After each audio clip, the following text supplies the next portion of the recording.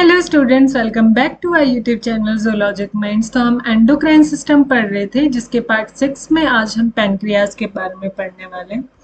तो pancreas actually पूरी तरह से एंडोक्राइन ग्लैंड नहीं है, इसको हेट्रोक्राइन ग्लैंड बोलते हैं, क्योंकि इसमें एक्सोक्राइन वाला पार्ट भी है और एंडोक्राइन वाला पार्ट भी है। बट इसमें क्योंकि एंडोक्राइन पार्ट है तो हमें इसको एंडोक्राइनोलॉजी में थोड़ा बहुत डिस्कस करते हैं। ठीक है, तो इसके बारे में पढ़ना शुरू करते हैं। तो पैनक्रियाज क्या है? Pancreas is a soft lobulated greyish pink gland, ठीक है, which is around 60 grams in weight. ठीक है, इसका विड्थ जो है 2.5 सेंटीमीटर है and it is 12 to 15 centimetres long, which is located posterior to your stomach in the abdominal cavity. ठीक है ना। Pancreas is divided into the head, neck, body and tail. ठीक है, मेजरली 4 पार्ट में divided है ये। अब यहाँ पे दो तरह की डक्ट होती है, एक होती है main pancreatic duct. Main pancreatic duct में बहुत सारी छोटी छोटी डक्ट्स जो होती हैं, जो आपके पैनक्रियाज के डिफरेंट रीजन से निकलती हैं, वो सारी मिलके कंबाइन करके बनाती हैं आपकी मेन पैनक्रिएटिक डक्ट। उसमें आके सब ओपन होती हैं। ठीक है, और उसके अलावा एक इसमें एक्सेसरी डक्ट होती है, जिसको हम बोलते हैं डक्ट ऑफ सैंटोरिनी। ठीक है, अब ये जो मेन पैनक्रिएटिक डक्ट है, इसके थ्रू पैनक्रियास के सभी सिक्रेशंस जो हैं वो ड्यूडेनम में रिलीज किए जाते हैं, जो फर्दर आपके डाइजेशन के प्रोसेस में हेल्प करता है। ठीक है, तो अब इस डायग्राम में देखते हैं। ये जो आपको येलो कलर का दिख रहा है, ये है आपकी मेन पैनक्रिएटिक डक्ट। ठीक है, और ये एक्सेसरी डक्ट है आपकी, जिसको डक्ट ऑफ सैंटोरिनी बोल रहे हैं, ये डक्ट ऑफ विल्सन है। इसमें सब सारे के जो पैनक्रिएटिक सिक्रेशंस हैं वो सारी इसके थ्रू आपके ड्यूडेनम में रिलीज की जाती है। ठीक है, अब यहाँ पे जो पैनक्रिएटिक डक्ट और आपका जो बाइल डक्ट आ रही है लीवर से, ठीक है, वो दोनों वो कॉमनली ओपन होती हैं एम्पुला ऑफ वेटर में, जिसको हम हिपैटोपैनक्रिएटिक एम्पुला भी बोलते हैं, जो कि ड्यूडेनम में ओपन होती है और वहीं पे आपकी सभी सिक्रीशंस जो हैं रिलीज होता है। ठीक है, अब देखते हैं हम पैनक्रियाज के स्ट्रक्चर के बारे में। तो मैंने जैसा बताया आपको, ये हेट्रोक्राइन ग्लैंड है, तो इसमें जो एक्सोक्राइन वाला पार्ट है उसको एसिनाई बोलते हैं। ठीक है, तो एक्सोक्राइन जो है ये राउंडेड लोब्यूल्स का बना हुआ होता है, जिसको हम एसिनाई बोल रहे हैं। ठीक है, ये सिक्रेट करता है एल्कलाइन पैनक्रिएटिक जूस, ठीक है, जो मेन पैनक्रिएटिक डक्ट के थ्रू ड्यूडेनम में रिलीज हो जाता है। ठीक है, अब बात करते हैं आपका मेन जो है एंडोक्राइन पार्ट, जिसको आइलेट्स ऑफ लैंगरहंस भी बोलते हैं। इसमें बहुत सारे डिफरेंट सेल्स होते हैं। हमें मेनली 4 सेल्स के बारे में डिस्कस करना है। ठीक है, पहला है यो अल्फा सेल्स। ठीक है, अल्फा सेल्स जो होते हैं अराउंड 15% ऑफ आइलेट्स होते हैं। ठीक है, और ये रिलीज करते हैं ग्लूकेगॉन हार्मोन। ग्लूकेगॉन हार्मोन जो होता है ये हाइपरग्लाइसेमिक होता है, यानी कि ये ग्लूकोज के लेवल को इंक्रीज करता है आपके ब्लड में। दूसरे सेल्स हैं और बीटा सेल्स, ये सबसे ज़्यादा न्यूमरस होते हैं, 65% of the total islets of Langerhans.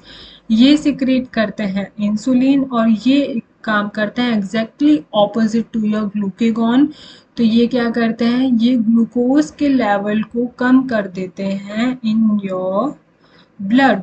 ठीक है, now the third cells are your delta cells, ठीक है, जो कि अराउंड 5% होते हैं। दे सिक्रेट सोमैटोस्टैटिन, ये इनहिबिटरी नेचर के होते हैं, तो ये ग्लूकेगॉन और इंसुलिन दोनों को ही इनहिबिट करते हैं।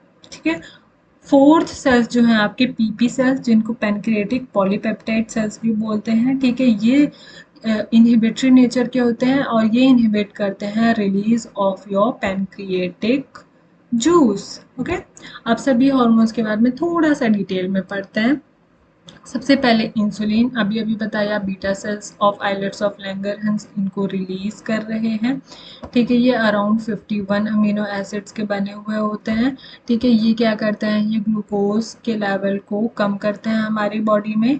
ठीक है, और ये जो है ये डायरेक्टली मैच्योर इंसुलिन के फॉर्म में नहीं रिलीज होते हैं, ये सबसे पहले इनएक्टिव फॉर्म में या फिर इमेच्योर फॉर्म में रिलीज होते हैं, जिसको हम प्रो इंसुलिन बोलते हैं। ठीक है, तो अब इसी टॉपिक को, क्योंकि कई बार क्वेश्चन जो है ना इंसुलिन के स्ट्रक्चर पे, इनके सिंथेसिस वगैरह पे जो है पूछ लिए जाते हैं। ठीक है, तो अब इसका सिंथेसिस भी हम लगे हाथ पढ़ लेते हैं। तो सिंथेसिस ऑफ इंसुलिन, तो जो इंसुलिन जो आपको अभी बताया, इमेच्योर इंसुलिन जो रिलीज हो रहा है, वो पहले सबसे इस तरह का होता है। ठीक है, इसमें एक यहाँ पे आप देख पा रहे हैं, एक ए चेन है जो येलो कलर से रिप्रेजेंट किया है, एक सी चेन है जो ग्रे कलर से रिप्रेजेंट किया है, एक इसमें बी चेन है जिसको रेड कलर से रिप्रेजेंट किया है। ठीक है, अब क्योंकि ये एक प्रोटीन की चेन है ना, अमीनो एसिड्स की चेन है, यानी कि ये एक तरह का प्रोटीन है। तो प्रोटीन में दोनों टर्मिनल्स होते हैं, एक एन टर्मिनल होता है, एक सी टर्मिनल होता है। तो एन टर्मिनल पे कुछ पर्टिकुलर अमीनो एसिड के सीक्वेंसेस होते हैं जिनको हम बोलते हैं सिग्नल सीक्वेंस। ठीक है, तो ये हो गया आपका A chain, B chain, C chain and signal sequence on the N terminal. ये आपका प्री प्रो इंसुलिन कहलाता है। ठीक है, अब यहाँ से जो सिग्नल सीक्वेंस है उसको कट करके रिमूव कर दिया जाता है, तो उसको बोलते हैं हम प्रो इंसुलिन। और इधर पे अगर आप देख पा रहे होगे, यहाँ पे 3 डाइसल्फाइड बॉन्ड्स बन गए हैं। ठीक है, 2 तो बने हैं आपके चेन ए और चेन बी के बीच में। ठीक है, तो ये इंटर डाइसल्फाइड बॉन्ड, और एक बना है आपका इंट्रा डाइसल्फाइड बॉन्ड जो चेन ए के ही बीच में बना हुआ है। ठीक है, अब मैं आपको थोड़ा बता भी देती हूँ कि कौन कौन से अमीनो एसिड के बीच में बनते हैं। ये जो इंट्रा वाला है, ये वाला, ये तो A6 और A11 के बीच में बनता है। ठीक है, यानी चेन ए के ही अमीनो एसिड 6 और 11 के बीच में बन जाता है। ठीक है, और ये जो दूसरा है, ये बनता है आपका A7 B7 के बीच में, और ये अमीनो एसिड नंबर ए के 20 और बी के 19 से बनता है। ठीक है, अब देखते हैं यहाँ पे जो ये चेन सी है, इसको कट करके रिमूव कर देते हैं, तो आपकी मेच्योर इंसुलिन बनके तैयार हो जाती है, जो सिर्फ चेन ए चेन बी का बना हुआ होता है, और यहाँ पे 3 डाइसल्फाइड बॉन्ड प्रेजेंट है। तो this is your mature insulin. ठीक है, तो ये हो गया आपका।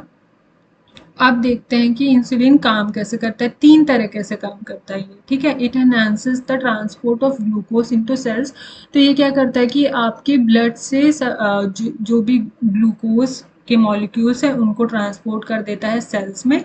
ठीक है, तो इस तरह से आपके ब्लड में ग्लूकोज का लेवल कम हो जाता है, और सेल्स उन ग्लूकोज को एज अ एनर्जी यूज़ कर लेते हैं अपना मेटाबॉलिज्म परफॉर्म करने के लिए।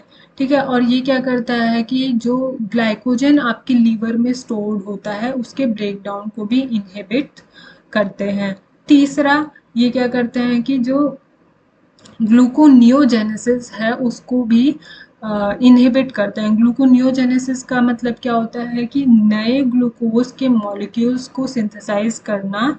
ठीक है, फ्रॉम अमीनो एसिड या फिर फैट्स। ठीक है, यानी कि नॉन कार्बोहाइड्रेट डेरिवेटिव से जो है ग्लूकोज को बनाना इज योर ग्लूकोनियोजेनेसिस। तो उस प्रोसेस को भी इंसुलिन जो है इनहिबिट करता है। ठीक है, अब देखते हैं ग्लूकेगॉन जो कि इंसुलिन के एग्जैक्टली ऑपोजिट काम करता है। ठीक है, तो ये अल्फा सेल से रिलीज होता है। ठीक है, ये होते हैं आपके 29 अमीनो एसिड्स की चेन होती है। In contrast to insulin, glucagon serve as the hyperglycaemic. तो ये क्या करते हैं, ये ग्लूकोज के लेवल को बढ़ाता है हमारे ब्लड में। ठीक है, the primary target organ of glucagon is liver. अब लीवर क्यों प्राइमरी टारगेट ऑर्गन है, क्योंकि लीवर में आपका जो ग्लूकोज है वो सारा का सारा स्टोर्ड है in the form of glycogen. तो ये क्या करता है, ग्लाइकोजन को का ब्रेक डाउन करवा देता है। ब्रेक डाउन कराएगा तो ग्लूकोज का लेवल जो है वो ब्लड में बढ़ जाएगा। इस प्रोसेस को बोलते हैं हम ग्लाइकोजिनोलाइसिस। ठीक है, यानी कि break down of glycogen. It also promotes gluconeogenesis, यानी कि ग्लूकोज के मॉलिक्यूल्स का सिंथेसिस फ्रॉम अमीनो एसिड और फैट्स। ठीक है, नॉन कार्बोहाइड्रेट प्रिकर्सर मॉलिक्यूल्स से ग्लूकोज को बनाना, यानी कि कार्बोहाइड्रेट या फैट से ग्लूकोज की सिंथेसिस कराना is your gluconeogenesis. Third, the secretions of the glucagon is triggered by the decreased blood glucose level. अगर आपके ब्लड में ग्लूकोज का लेवल कम होगा, ठीक है, तो क्या होगा, आपकी जो ग्लूकेगॉन है इसका सिक्रेशन ट्रिगर हो जाएगा, ठीक है, तो ग्लूकेगॉन रिलीज हो जाएगा, तो वो ये ग्लाइकोजेनोलाइसिस करा देगा और ग्लूकोनियोजेनेसिस को प्रमोट करा देगा, ग्लूकोज का लेवल बढ़ा देगा, ठीक है। ना थर्ड इज सोमैटोस्टैटिन, बताया ये डेल्टा सेल्स रिलीज करते हैं, ठीक है, इनहिबिटरी नेचर के होते हैं ये सोमैटोस्टैटिन, और इंसुलिन और ग्लूकागॉन दोनों के ही हार्मोन्स को इनहिबिट करते हैं, ठीक है, और ये जीआईटी मोटिलिटी को भी इनहिबिट करते हैं। फोर्थ था आपका पीपी सेल्स यानी पैनक्रिएटिक पॉलीपेप्टाइड सेल्स, ठीक है, इनको गामा सेल्स भी बोलते हैं हम, ठीक है, और ये क्या कर रहे थे, ये आपका जो पैनक्रिएटिक जूस था उसके सिक्रीशंस को इनहिबिट कर रहे थे, साथ ही साथ ये जीआईटी मोटिलिटी को भी इनहिबिट करते हैं, ठीक है। ये सिंथेसिस पढ़ा दी हमने। अब एक डिजीज है इसमें जो होता है आपके इंसुलिन की वजह से, ठीक है, जिसको बोलते हैं हम डायबिटीज मेलाइटिस। तो डायबिटीज मेलाइटिस भी दो तरह का होता है, एक होता है आपका डायबिटीज मेलाइटिस टाइप 1 और है दूसरा है आपका डायबिटीज मेलाइटिस टाइप 2। तो एक्चुअली टाइप 1 में क्या होता है, ठीक है, तो इसमें क्या होता है, आपकी जो पैनक्रियाज है वो इंसुलिन प्रोड्यूस ही नहीं कर पाती है, ठीक है, तो इंसुलिन का लेवल हमारी बॉडी में जो है कम हो जाता है, इस वजह से डायबिटीज मेलाइटिस टाइप 1 हो जाता है, ठीक है। तो इसमें क्या होता है कि जिसको टाइप 1 डायबिटीज हो जाती है तो उनको एक्सटर्नली इंसुलिन के शॉट्स दिए जाते हैं, ठीक है, और ये वहीं जो डायबिटीज मेलाइटिस टाइप 2 है इसमें क्या होता है, इसमें इंसुलिन आपकी प्रॉपर रिलीज हो रही है, इंसुलिन की रिलीज होने में कोई दिक्कत नहीं है, ठीक है, बट एक्चुअली होता क्या है कि इंसुलिन के जो रिसेप्टर्स होते हैं वही नॉन रिस्पॉन्सिव हो जाते हैं, ठीक है, the receptors of the insulin becomes non responsive, ठीक है, तो ये होता है आपका डायबिटीज मेलाइटिस टाइप 2, ओके। तो अब आपका यहीं पे एंड करते हैं इस वीडियो को, ठीक है। अब नेक्स्ट लेक्चर में हमारे दो ग्लैंड्स बचे हुए हैं जो है हमारे टेस्टिस एंड ओवरी, साथ ही साथ में थोड़ा बहुत पीनियल ग्लैंड और थाइमस के बारे में भी पढ़ेंगे, ये भी बहुत ज़्यादा बड़े टॉपिक्स नहीं है, ठीक है। तो इस वीडियो को यहीं पे एंड करते हैं। अगर आपको मेरी वीडियो अच्छी लगी हो then do subscribe my channel.